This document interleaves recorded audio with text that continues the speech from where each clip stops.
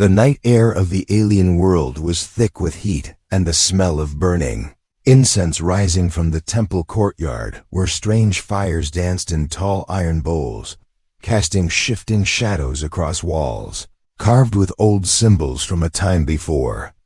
Even the elders could remember the human warrior lay on the cold stone floor of the ceremonial chamber, his body aching from wounds that burned with each breath. His armor was gone, torn from him by the alien warriors who had dragged him here after the battle, and in its place they had thrown over him a robe of rough fabric dyed deep red, the color of their sacred offerings. His wrists were bound together with strands of woven fiber that cut into his skin, and every time he moved the knots bit deeper around him. The temple was alive with sound, the low thrum of drums, the whisper of chanting voices, and the slow beat of feet on stone as the alien priests walked in circles around the altar, where he lay, their eyes glinting in the firelight, their long hands moving in strange patterns as they sang their prayers. Above them on the walls painted murals told the story of their gods and their wars, the rise and fall of empires, and the many sacrifices that had been given to please the spirits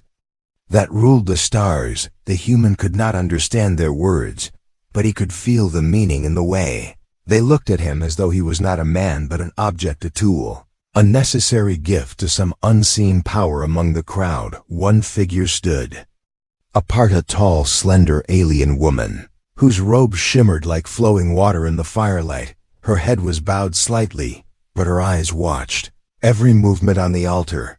She was known among her people as the Prophetess, the chosen voice of the stars, the one who carried visions that shaped the tribe's path. Her skin was marked with silver lines that traced patterns like constellations across her arms and face, and in her hands she held a small carved staff tipped with crystal that caught the light and split it into shards of color that danced over the stone.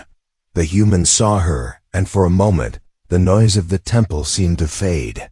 He could not say why, but there was something in her gaze that was not like the others. There was no hunger, no joy in what was to come. Instead, there was a kind of stillness, as though she was listening to something far away. Her lips did not move, yet he felt as if she was speaking to him without words, and though he did not understand the meaning, he knew there was something more here than the ritual of death they planned for him. The priests moved closer, their chanting growing louder, the drums pounding in time with the quickening of his heart.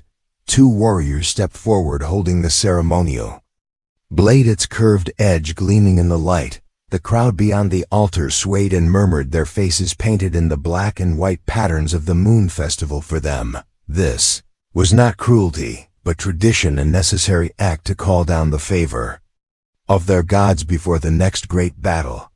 The prophetess did not move, but her eyes followed the warriors as they placed the blade on the altar beside the human. Her fingers tightened on her staff, as if she was holding back words that she could not yet speak. She had seen this moment before in the dreams that came to her in the quiet hours when the stars were brightest. She had seen the human lying there, his body broken, his blood spilling onto the stone, and she had seen the war that followed, the sacrifice burning across the land until nothing was left but ash and shadow. But she had also seen another path, a path where the human lived, where he walked beside her into a future she could not fully see yet, one that held light instead of darkness. The human tried to move, but the bonds held fast. Pain shot through his shoulder where an alien spear had struck him. Earlier in the battle, his mind raced, searching for some way to escape, but the walls of the temple were high, and the warriors around him many. He knew he could not fight them in his state, yet he also knew that to do nothing was to accept death. His eyes turned again to the prophetess, and he wondered if she might be the only one who could change what was coming. Outside the chamber, the sound of distant horns rose and fell, echoing through the valley, signaling the beginning of the moonrise ritual. The air inside grew hotter, the flames in the bowls flaring higher, as if the gods themselves were watching. The priests began to raise their voices, calling on powers unseen to bless the sacrifice and grant victory to their people. The human's chest rose and fell rapidly, the fear in his heart battling with a strange calm that came from the way the prophetess watched him, as though she was holding him to this world by will alone. The high priest stepped forward, his robes heavy with ornaments made from bone and gold, his face hidden behind a mask shaped like the head of a great bird. He raised his hands and the chanting stopped. The silence that followed was heavier than the noise before. Every eye in the chamber turned toward the human, and in that stillness he could hear his own heartbeat, loud and steady. He looked at the prophetess, and for the briefest moment he thought he saw her nod almost imperceptibly, as if to say the moment was not yet lost. Then the high priest spoke, his voice deep and resonant, carrying through the chamber like the sound of a great bell. He declared the human an offering to the gods to seal the fate of their enemies and ensure the strength of their warriors. The crowd responded with a single shout, their voices rising together like a wave crashing against the shore. The priest stepped forward again, their hands reaching for the blade, and the human knew that whatever would happen next would decide his fate. The prophetess took a slow breath, her fingers brushing the crystal at the tip of her staff, and though her face was calm, her mind was a storm. She had only moments to act, moments to decide whether to follow the will of her people or the vision that told her their future depended on the life of the man before her. The prophetess stood still in the dim light of the temple, her eyes fixed on the man lying bound before her, while the chants of the priests rose and fell like the tide, each voice weaving into the other until the sound became a living thing, filling every corner of the chamber and wrapping around her mind. She had been taught since childhood that the gods spoke through tradition, that the path to strength was written in the old ways, and that sacrifice was the purest offering to keep the balance of the stars. Yet the visions that came to her in the deep hours had begun to show her something else, a path that ran against the grain of her people's beliefs, and it had begun with this man. In her visions she had seen fire sweeping across the valley. She had seen the walls of their city cracked and broken, the skies filled with the shadows of war machines, and the air heavy with the cries of the dying. She had seen the altar slick with blood, and the empty eyes of the gods staring down from the high stone carvings. She had felt the cold wind of defeat as her people scattered into the deserts beyond. But when the vision shifted, she saw the same human standing on a high ridge beside her, the two of them watching the sun rise over a land free from the smoke of war.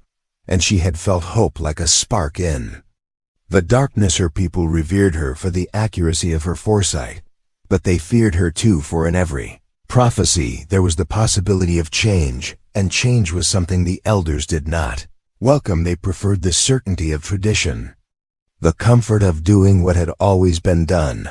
They would not believe her if she told them the sacrifice must not happen in their eyes. This was the will of the gods, and the will of the gods could not be questioned, so she knew that to act on her vision would mean standing against the voices that had guided her since birth, and perhaps losing everything she had ever known. The human stirred slightly on the altar, his eyes opening just enough to catch the movement of her robes as she shifted her weight. The flicker of firelight revealed the lines of exhaustion on his face, the tightness of his jaw as he fought to hold himself upright. Even in his bonds, she could sense his confusion, the way his gaze searched hers for any sign of intent. And though they shared no common language, she felt an understanding pass between them, a silent thread that tied them together in that moment. High Priest continued his slow recitation, each word measured and heavy as he invoked the names of the gods one by one, calling on their favor for the coming days. The warriors at the edge of the chamber leaned on their spears, their faces impassive but their eyes restless, eager for the ritual to be done, so they could march again into battle. The crowd outside pressed closer to the entrance, the rustle of their robes mixing with the hiss of the incense burners and the steady beat of the drums, which now seemed to echo the pounding of her heart. She thought of the long years she had spent training in the ways of the visions, learning to separate truth from dream, to read the signs hidden in the movement of the stars and the whisper of the wind. She had been told that her gift was a sacred bond with the gods, but now she wondered if it was something different, entirely something meant not to preserve tradition, but to challenge it. Perhaps the visions were not commands from above, but warnings meant to guide her toward choices that no one else dared to make. The human's breathing grew shallower, and she saw that the ropes around his wrists had drawn blood-dark lines against his skin. The sight stirred something in her that she could not easily name. Perhaps it was pity, perhaps admiration for his endurance, perhaps it was the sense that his fate was somehow tied to hers, and that letting him die would be a mistake her people could never undo. She had seen many sacrifices in her life, and never once had she hesitated, but now the thought of the blade touching his skin filled her with a quiet dread. A murmur rippled through the priests as the moon began to rise, its pale light spilling through the narrow windows high in the chamber walls, mixing with the firelight, until the room seemed bathed in gold and silver. The moment of the offering was close, and the prophetess could feel the weight of decision pressing down on her like the desert sun. The high priest turned to her, as tradition demanded, and asked if her visions had confirmed the blessing of the gods for the sacrifice. All eyes turned toward her, waiting for her to speak, waiting for her to give the final word that would seal the human's fate. Her fingers tightened around the staff, her thoughts racing through the possible paths she could take. She could nod, and the ceremony would proceed as planned, and her place among the people would remain secure. But the vision of flames and ruin clawed at her mind. She could speak against the ritual and be cast out, stripped of her role, and hunted for defying the will of the council. Or she could find another way, a way that would appear to honor tradition, while secretly buying time to act. The human's gaze found hers again, and for a brief instant the noise of the chamber faded. She felt the same silent understanding she had sensed before, as if he knew that she was the only barrier between him and death. She wondered if he realized that her choice would change not only his life, but the course of her people's future. She breathed slowly, her voice calm when it came, though her heart pounded beneath her robes. She told the high priest that her vision had shown the gods were not yet ready for the sacrifice, that the man's spirit was still bound to a task not yet complete. The priests exchanged uneasy glances, for such a claim was rare, but not forbidden. It would mean delaying the offering until the next alignment of the moons, perhaps days away, perhaps longer, enough time for her to plan, enough time to decide how to take him from this place without the temple guards bringing both their lives to an end. High priest frowned behind his mask, but the weight of her role and the fear of offending the gods kept him from challenging her openly. The crowd murmured in confusion, some whispering prayers to understand the will of the stars. The warriors shifted uneasily, sensing something beyond their knowledge moving through the air, and the human, though he could not understand her words, seemed to feel the shift in the room, the faintest trace of relief crossing his weary face. Prophetess stepped back, her staff still in hand, her mind already turning over the possibilities of the night ahead, knowing that the path she had just chosen was dangerous, and that every moment from here would bring her closer to a point where she could not turn back. Hours that followed moved slowly, like thick smoke curling through the narrow halls of the temple. Human warrior remained bound, though the ropes had been loosened at the prophetess's quiet request to the attendants who dared not question her. The firelight painted restless shapes across the walls, while the chanting outside faded into the distant sounds of drums and voices celebrating other parts of the Moonrise Festival. Yet in the ceremonial chamber, a quiet tension settled like a weight on every stone. The prophetess had returned to her private quarters, high within one of the temples towers, where the air smelled of the incense that always burned before the small shrine to the gods. Her room was filled with scrolls etched with patterns of stars, crystal bowls of water that reflected the moonlight, and woven tapestries showing past visions that had guided her people. Her eyes moved over these familiar objects, but her mind was elsewhere, replaying the human's expression, the way he had looked at her, as though he could sense that his fate rested in her hands. She sat by the wide window from which she could see the altar far below, The human lying still, his figure surrounded by the slow movements of the guards, who kept watch over him, their spears catching the light like brief flashes of lightning. The prophetess closed her eyes and let the visions come, the familiar pressure building behind her mind until the images unfolded like water flowing over glass. She saw again the fire and the broken walls, the dark sky and the hollow eyes of the gods. She saw herself standing alone in the ashes, but then she saw the other vision, the one she had not shared with anyone, the vision where she walked side by side with the human, their steps in rhythm, their eyes fixed on a horizon filled with dawn light. When she opened her eyes again, she felt the weight of choice pressing even harder. She had delayed the sacrifice, but delay was not salvation, and she knew the council would not wait forever.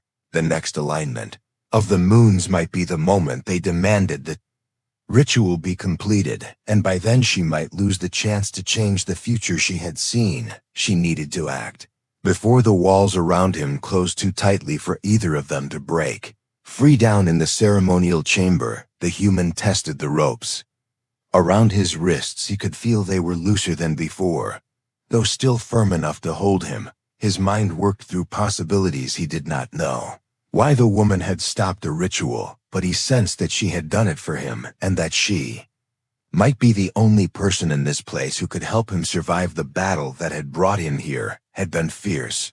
His unit scattered, his ship destroyed in the valley below the cliffs when the alien warriors had overwhelmed him. He had expected nothing but death, yet now he found himself in this strange moment, balanced between doom and the faintest thread of hope.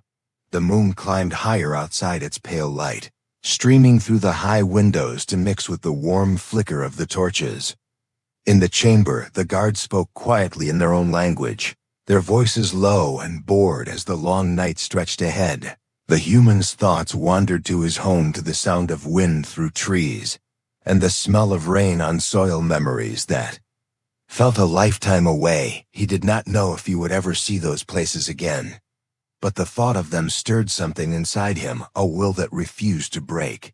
No matter the pain, the prophetess left her quarters and walked the spiral stairs down to the chamber, her robes whispering against the stone with each step. She approached the altar, the guards straightening slightly at her presence. She did not speak to them. Instead, she knelt beside the human and studied his face in the dim light.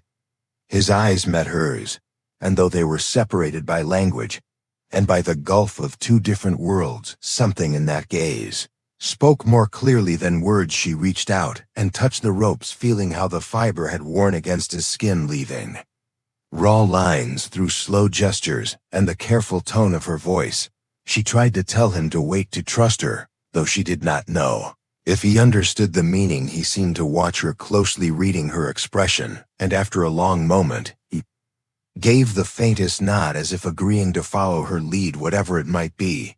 She knew the risks if she tried to take him openly from the temple. The guards would cut them down before they reached the gates. If she waited too long, the council would see through her delay, and the sacrifice would go forward.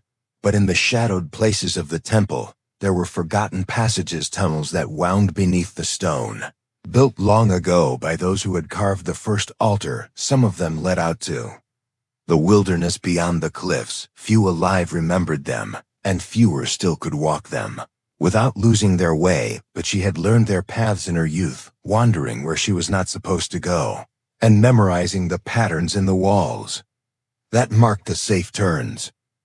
The night deepened, the sounds of celebration outside beginning to fade as the people returned to their homes. The guards at the chamber entrance shifted in their places, fighting off weariness. The prophetess knew she would not have a better chance. Then tonight she leaned close to the human, speaking softly as if telling a prayer. But in her mind it was a promise that she would not let the vision of fire come to pass. She would choose the path of light, even if it meant the darkness would turn on her. The human watched her go as she rose and left the chamber, her figure vanishing into the curve of the hallway. The guards followed her with their eyes until she was gone, and then turned back to their watch. The warrior lay still, waiting, his heart steady now, not from calm, but from the focus of one who has decided that the moment of action is coming. and that when it comes he will meet it with everything he has left in the quiet high above the city. The twin moons hung in the sky there, light bathing the temple in silver. The prophetess moved through silent corridors, her mind mapping the path.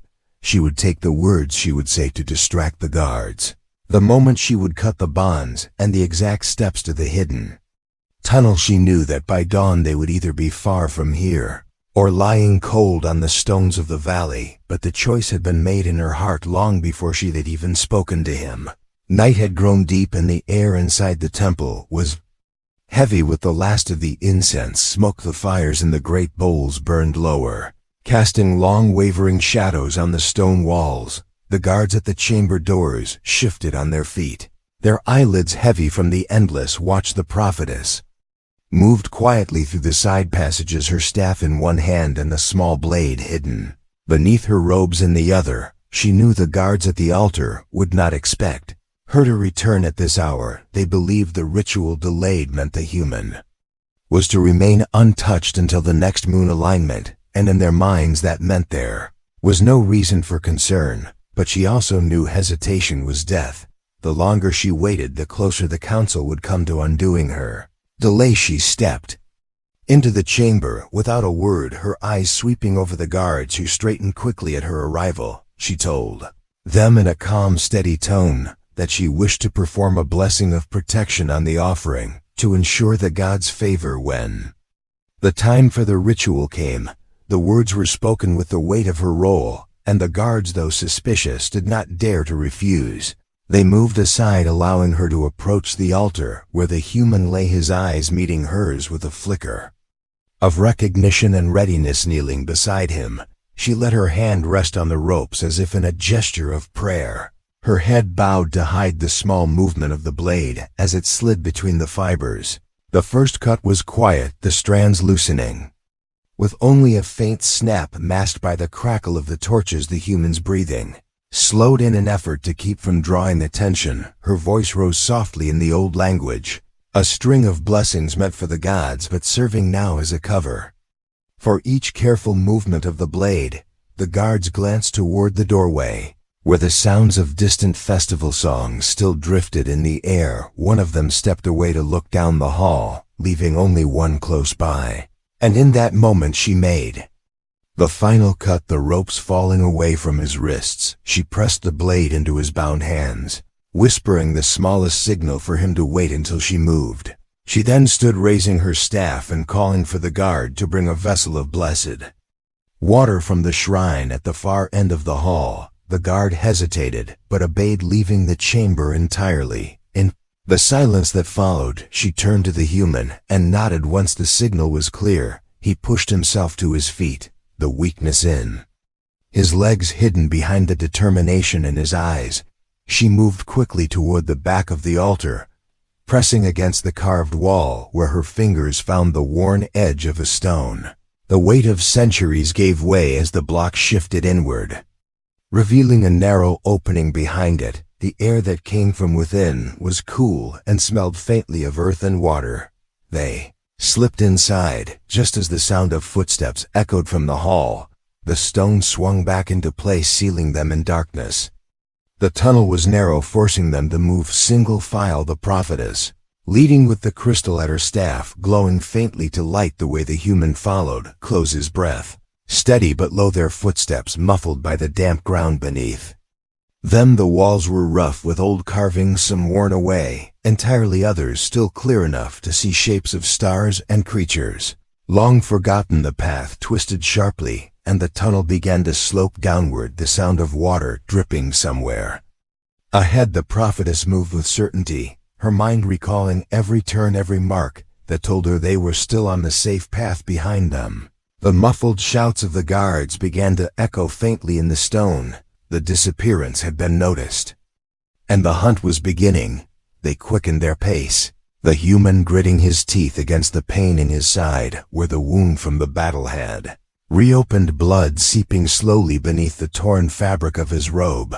But he kept moving, his focus fixed on the faint light ahead. The prophetess glanced back, once catching the shadow of strain in his face, but she said nothing. She knew that stopping now would mean the tunnel filling with armed warriors before they had a chance to reach the outer edge. The air grew colder as they descended, the walls damp and slick in places. The prophetess's light, revealing ancient steps, carved into the rock leading down into a wider chamber. Here the ceiling rose high, and the air smelled of moss faint. Patches of glowing plants clinging to the stone, casting a pale green light over the water that pooled in the center. The prophetess moved along the edge, stepping carefully over loose stones, while the human followed, watching the shadows for any sign of pursuit. From the far side of the chamber, a second tunnel opened, leading upward. This would take them toward the cliffs beyond the city. She quickened her pace, her ears straining for any sound of guards ahead, but the only noise was the distant call of wind through unseen cracks in the stone. The climb was steep, the tunnel narrowing again, forcing them to press close to the walls. At one turn, the prophetess paused, signaling for silence as faint vibrations moved through the rock voices. Somewhere above, the guards were searching the cliff paths. She led him onward to a final bend where a jagged opening spilled moonlight across the floor. They stepped out into the open air. The valley spread below them, silver under the twin moons, the wind carrying the scent of the far deserts, and the sound of the river winding through the lowlands. The prophetess turned to him, her eyes sharp but calm, and without words motioned for him to follow her along a narrow trail that wound around the cliff face. Far below, the city lights burned faintly, the horns of alarm sounding in the distance. They would not have much time before the hunt reached these heights. The human adjusted his grip on the small blade she had given him, his eyes scanning the shadows, while she moved with the sure steps of someone who had walked this path many times before, their figures slipping into the wild lands beyond the reach of the temple walls. Narrow trail wound along the cliffside like a silver thread under the thava light of the twin moons. The air was cold and sharp, carrying with it the distant cry of night creatures, and the whisper of wind across the stones far below. The river shone like a ribbon of glass winding through the valley, the city's faint lights now only tiny points in the dark behind them. The horns of alarm still sounded, but more distant, now softened by the ridges between the cliffs and the temple walls. Prophetess moved with quiet certainty, each step placed where she knew the stone would hold steady, and the human followed close behind, his breath visible in the chill air, his injured side burning with each movement, yet his will holding him upright. They walked for what felt like hours until the sound of pursuit faded into nothing but the wind. The trail eventually dipped into a canyon where tall stones rose like the walls of some ancient fortress, their surfaces marked with the scars of time and the slow work of the elements. Here, the moonlight barely touched the ground, and shadows lay thick, but the prophetess did not slow. She led him between the towering rocks to a narrow crevice, almost hidden from sight, the entrance opening into a small sheltered space where the ground was soft with old moss, and the air carried the scent of fresh water from a spring that trickled nearby. Human eased himself down onto the moss, his body heavy with exhaustion, his wounds aching in the stillness. The prophetess knelt beside him, setting aside her staff and pulling from within her robes a small pouch of herbs and strips of clean cloth. She worked silently, grinding the leaves with smooth stones, mixing them with water to make a paste. She applied the mixture to his injuries, her hands steady, and practiced the cool touch, easing the heat of the wounds. He watched her without speaking, sensing that words were not needed here, the sound of the spring and the soft rustle of the night breeze filling the space between them. When the bandages were secure, she sat back, resting, her hands on her knees, her gaze lifting to the narrow strip of sky visible between the high stones. She spoke then, her voice quiet as though speaking to herself, yet meant for him to hear. She told him of her vision, how she had seen the destruction of her people if the ritual had gone forward, how she had seen him not as an enemy, but as a figure walking beside her toward a future free from war. Her words were simple, but carried the weight of someone who had chosen to stand against everything she had been taught because she believed in what she had seen. The human listened, his expression steady though, in his eyes. There was something like understanding, even without sharing a language. He knew the truth of her choice. He knew she had risked her life for his, and that in doing so she had marked herself as an exile among her own. He reached for the small blade she had given him during the escape, and placed it gently on the ground. Between them a gesture of trust and of willingness to stand beside her if danger came again. The night deepened and the air grew colder. The prophetess pulled her robe tighter around her shoulders, glancing toward the canyon's entrance, as if listening for any sign of movement, but there was only silence. And the endless song of the spring. She told him they would not be able to stay here for long, that the council would not forgive what she had done, and that hunters would be sent to search the wild lands. Yet she also said that the vision of fire had already begun to fade from her mind, replaced by the image of the rising sun over a land no longer broken by war. They rested in shifts, the prophetess keeping watch while the human slept, his breathing slow, and even in the shelter of the stones. When dawn came, it painted the high ridges in gold, and sent long shadows stretching across the canyon floor. The light touched their faces, and for a moment they both sat in silence, looking toward the horizon where the sky met the distant mountains. It was there, she told him, they must go. Beyond those peaks lay lands untouched by her people's wars, places where they could plan and gather strength, and perhaps one day return not as fugitives, but as the bridge between two worlds that had only ever known each other through conflict. The human rose carefully, testing his strength, and finding enough to walk, she took up her staff, and together they left the shelter, their figures small against the vast landscape, the path ahead uncertain, yet carrying the promise of the vision she had chosen to follow, each step taking them farther from the temple that had nearly claimed his life, and closer to a future that belonged to neither her people nor his, but to both of them. Behind them the city was only a shadow, now swallowed by distance and stone. Ahead the desert rolled out in waves of gold under the morning light, and the wind carried no sound of pursuit, only the quiet call of the open world.